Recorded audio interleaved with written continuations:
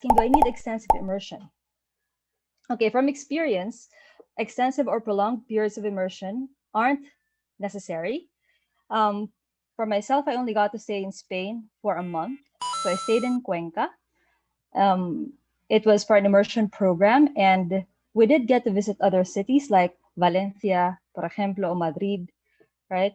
And I didn't come back speaking perfect Spanish. Okay. What worked for me was making the conscious decision to include Spanish in my daily life, even if it was just 15 minutes a day. Okay? So my goal, I realized, was to be able to think in the language, something possible if you expose yourself to it consistently. Okay? Because I think mostly for beginners, there's a tendency to want to translate everything, right? And that's okay. It's very normal because you're still getting out of your comfort zone. You're still trying to familiarize yourself with a new language.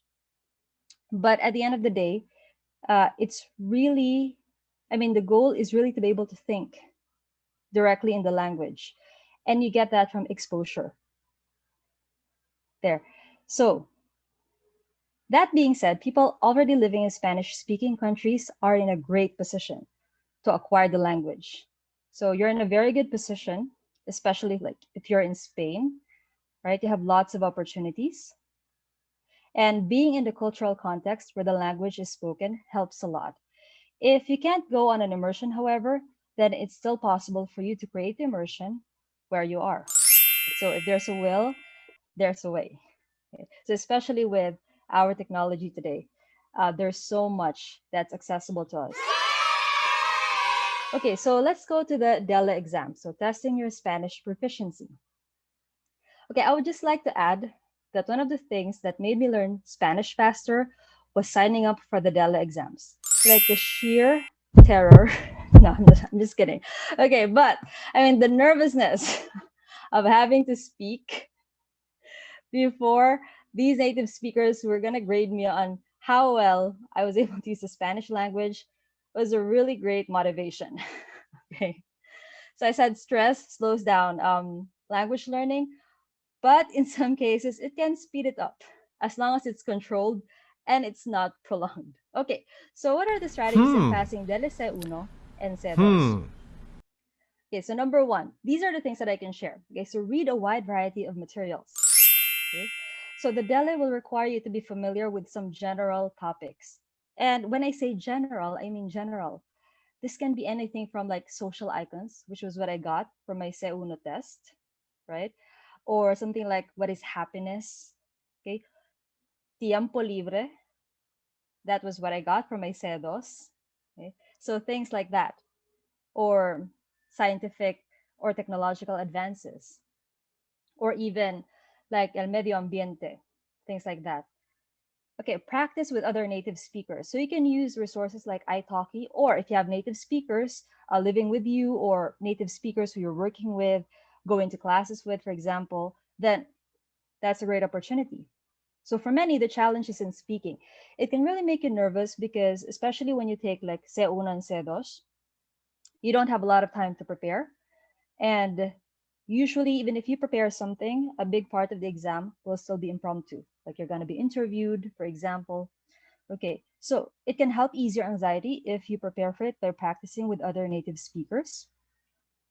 Get a native teacher. Okay, I cannot stress this enough. Okay, the DELA is a structured assessment, and having someone to guide you can increase your chances of passing. Organization of ideas is important. Okay, so um, I'm an examiner, but I don't think I'm qualified to walk you through an actual lesson for DELE. So it takes another training to do that. Okay. So, but what you need is someone who can guide you through the skills that you need to acquire before taking the DELE. So it's not as simple as, okay, so you're speaking fluently in the language. You also need to be able to organize your sentences in such a way that they are coherent and they make sense. Okay.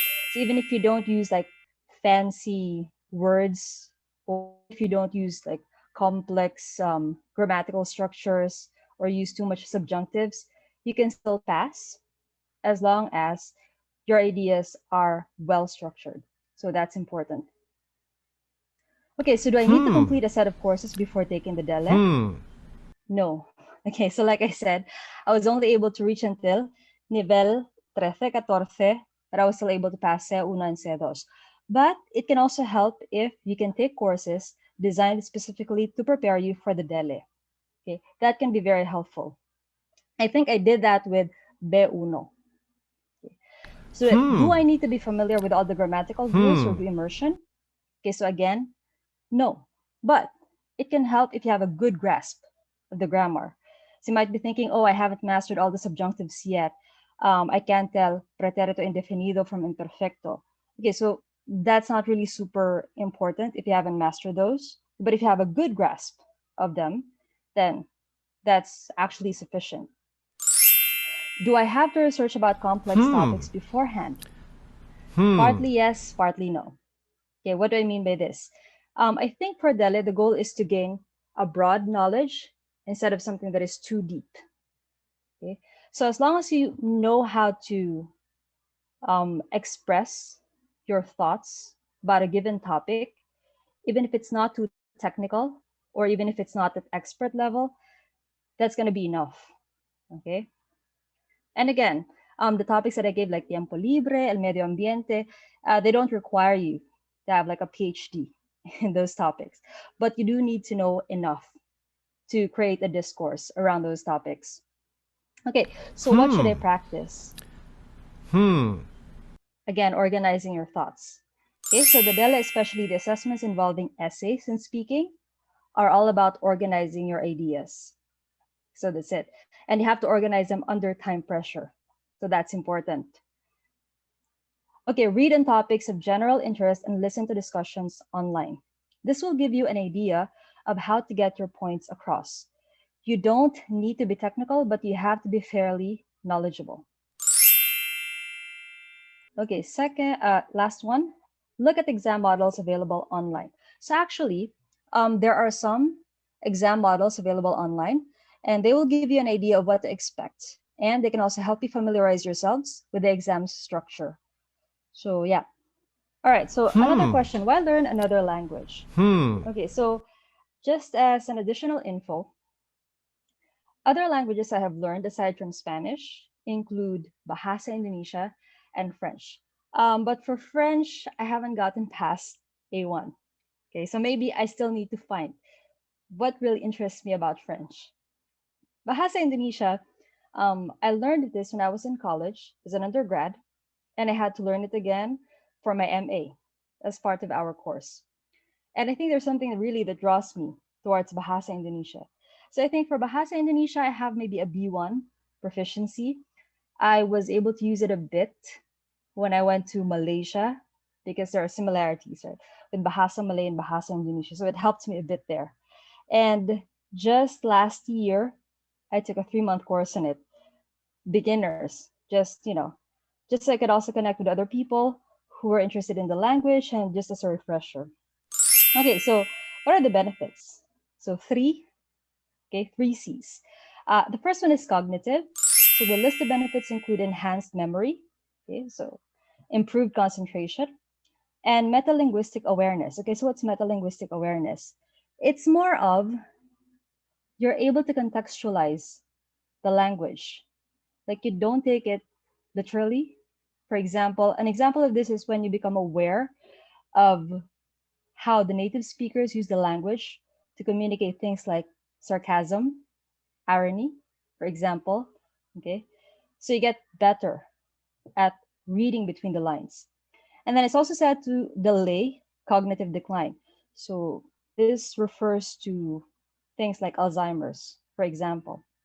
So basically, your brain gets a workout. And if you grew up bilingual, then there's a good chance that you have an advantage in this area. Okay, confidence. So you step out of your comfort zone, you connect with more people, and you discover something new about how you think from another culture's perspective. So, you know, when they say like you have different personalities depending on what language you speak or in what language you're thinking at the moment. So it's kind of like that. Okay. So you get more self awareness, and then you kind of bring that when you communicate with other people. And of course, you also like prove to yourself that, oh, hey, I can do this, right? I'm able to learn this, I'm able to use it, I'm able to adapt. So that will really add to your confidence. Okay, community. So this is not an original like quote of mine, but someone said that you become part of the tribe whose language you learn, and that is true. You don't just connect with other learners, you also connect with the people who speak the language.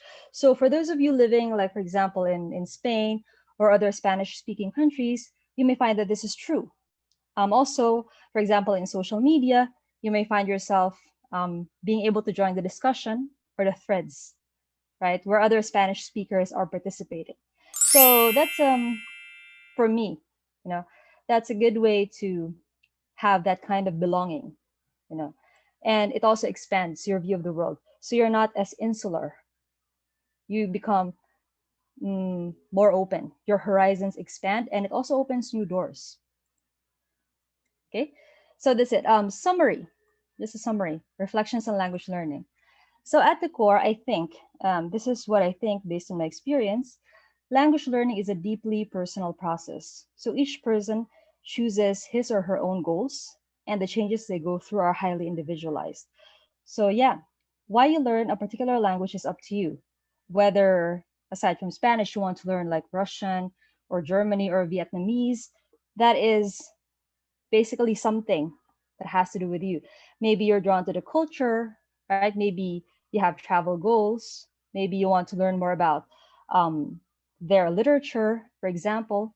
Okay. And the changes that you go through with every interaction you have, right? With every risk you take to be able to express yourself in that language, that change is like personalized or tailored to you as well. So it can, for some people, unfortunately, it can be an impediment. Sometimes they become scared, but for some, it can become like, for many, I think, right? It can become more like a challenge to improve and to go much further. Okay, the things we associate with a particular language can be different. The important thing is to find one which sparks interest. Okay, so I forgot who is this. This person's like, if it doesn't spark joy, just throw it out. Marie Kondo. Okay. Marie Kondo. Okay, so I mean, sometimes there are things that you have to put up with. There are certain things that you have to endure. For me, it was grammar, really, in order to learn your target language. But for the most part, you also have to find why you're happy learning that language. Because if it's torture, you're probably not gonna stick with it. You're gonna find something else. Okay, so yeah, find that something that sparks interest, that inspires you, you know, to go on, and which makes your language learning process an enjoyable and sustainable one. So yeah, it's being able to sustain, the process. And as with any learning experience, it is important to find mentors who are not only knowledgeable but also patient. So this is important. I think some people believe that they just need to find someone super competent and the rest doesn't matter. But as with any skill, if the mentor that you choose or the mentors who you choose will also have an effect on how you talk to yourself, perhaps, or how you view yourself, for example, when you have difficulties or when you make mistakes. So if you have mentors who are super critical, who like make fun of you, for example, it's not going to be good. So you need to find those who are very patient. Okay. So, and who will, let you know that it's normal to make mistakes, to say weird things, right? Sometimes you say things that can be inappropriate um, when learning a new language because you didn't know. So they'll just be there patiently telling you that, okay, this is the context for this, or this is how it's said. Okay. So yeah, and it's important because when you acquire another language, it takes you out of your comfort zone, and it can be scary at first. I think this is the reason why um, they say that the normal language learning process is you speak first, then you start writing, for example. But I think this is also the reason, the fear is the reason why a lot of people put speaking last, because it can be uncomfortable. You can feel very vulnerable, okay, when you're trying to communicate in a language that you're not familiar with. And speaking of which, I'd like to thank again the many people who helped me in learning Spanish. So yeah, that includes people like Carlos Balmaceda, the librarian, or one of my teachers, Marlon Sales. Hi, Marlon. Okay, he's probably not watching. I don't think he's here right now, but I can say that he helped me a lot, to get my confidence in Spanish learning. And of course, the people or our teachers who taught us when we were in Spain doing the immersion, okay? And the natives, who were also patient with us, who tried to communicate with us. And then, as much as you need to have fun, it is also important to have methodical steps in acquiring a target language. So yeah, that's where forming habits comes in. Okay. So maybe you can decide that you listen 15 minutes to a podcast, and then maybe write down your thoughts in a journal, for example, or maybe you can program classes with a teacher, right? Like maybe twice a week, for example. So there, because consistency is also important. And it is just as important to trust the context in which we see that language being used. Okay? So yeah, observe, imitate, but also don't be afraid to ask or clarify certain things. Okay. Last but not least, give yourself time and credit for the effort. Yes, some people may be naturally talented at languages, but it is at the end of the day a skill that can be learned and improved upon. So I think this is one of the things that can be a barrier, because for some people they think that skills like language learning is something innate, like either you have it or you don't, or you're too young or you're too old. Okay? So it's helpful to think about it as a skill, right? So maybe it's much Hmm. easier Hmm. if you're a child who hasn't gotten past the so-called critical stage for acquiring a new language, but it is still very possible as an adult to develop new skills, right? Like I said, as long as you're not yet dead, okay, or as long as your brain is still working, as long as you have full use of your faculties, you can actually learn a lot of skills. And language learning is one of them. So it's something that you can improve, something that you can exercise, it's something that you can ask help with. So, yeah, always give yourself the credit for stepping out of your comfort zone and risking, risking something, risking to learn something new. So, muchas gracias. Thank you.